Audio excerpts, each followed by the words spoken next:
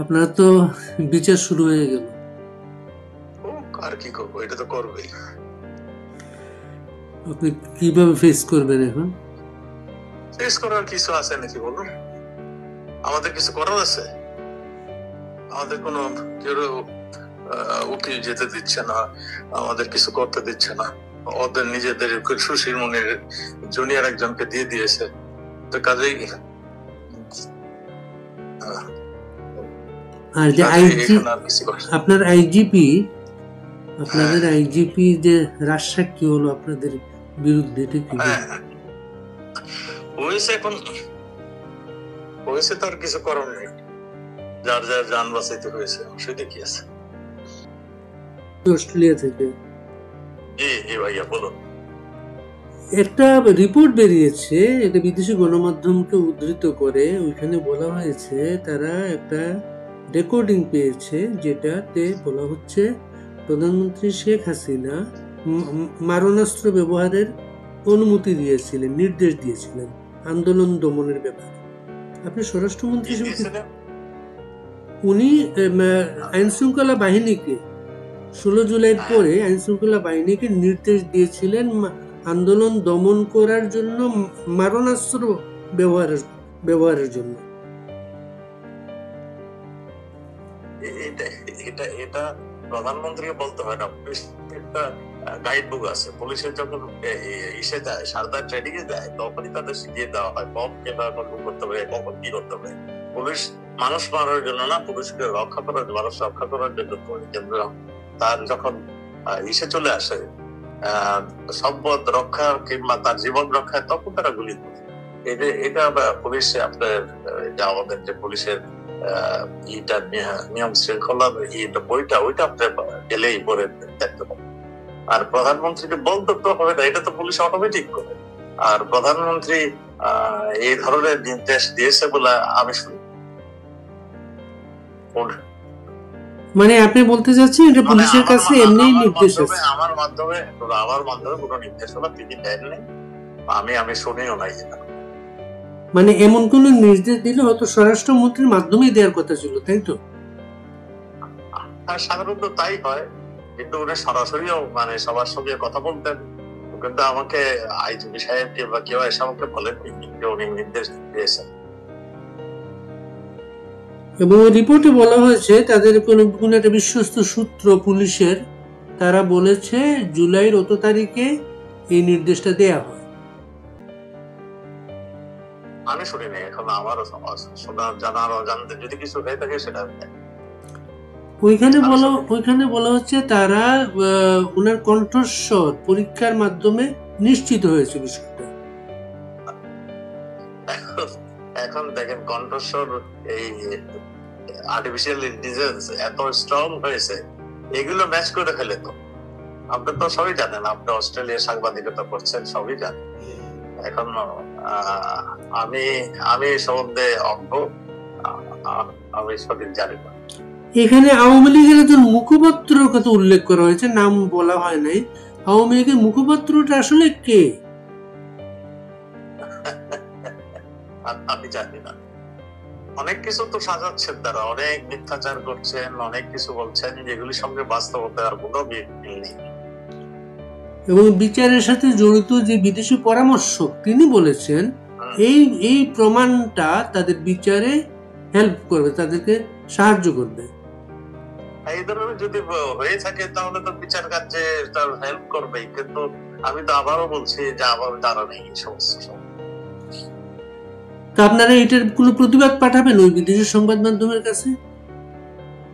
এটা আমাদের আওয়ামী লীগের যে ইসে আছেন তিনি নিশ্চয়ই পাঠাবেন। আমি নানাক সাহেবকে বলবো যে উনি কথা বলবো। আপনি নানাক সাহেবের সঙ্গে সরাসরি কথা বলেন, দেখতে পাবেন। আপনার তো বিচার শুরু হয়ে গেল। আর কি করবো, এটা তো করবেই। আপনি কিভাবে ফেস করবেন এখন? ফেস করার কিছু আছে নাকি বলুন? আমাদের কিছু করার আছে? আমাদের কোনো কেউ উকিল যেতে দিচ্ছে না, আমাদের কিছু করতে দিচ্ছে না। ওদের নিজেদের সুশীল মনির জুনিয়র একজনকে দিয়ে দিয়েছে, তো কাজেই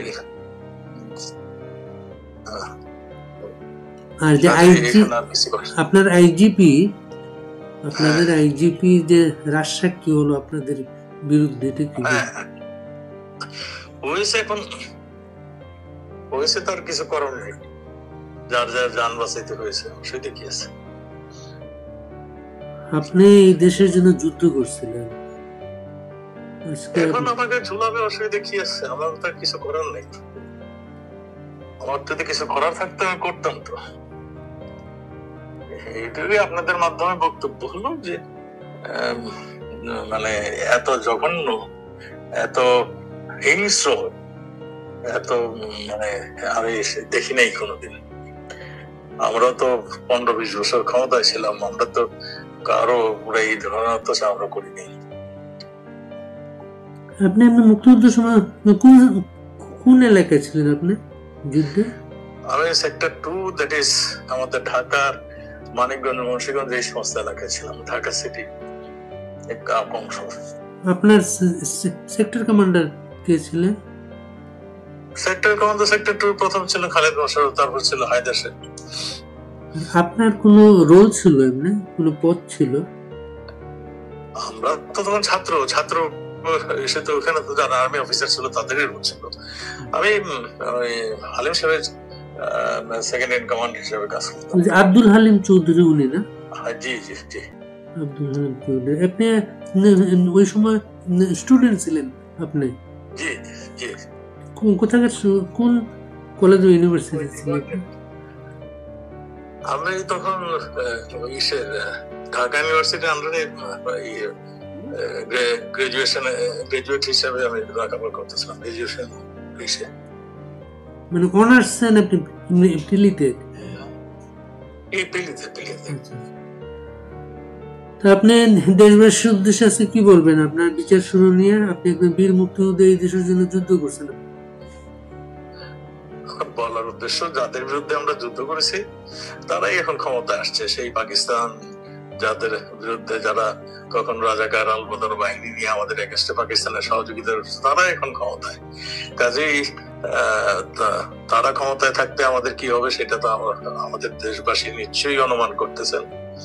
আমার কাছে এইটুকুই কথা, যদি দেশকে কেউ ভালোবাসে, স্বাধীনতাকে ভালোবাসে, তাহলে তাদের ঘুরে দাঁড়াতে হবে। ঘুরে না দাঁড়ালে এই জালেমদের থেকে কিছুতেই বের হতে পারবে না।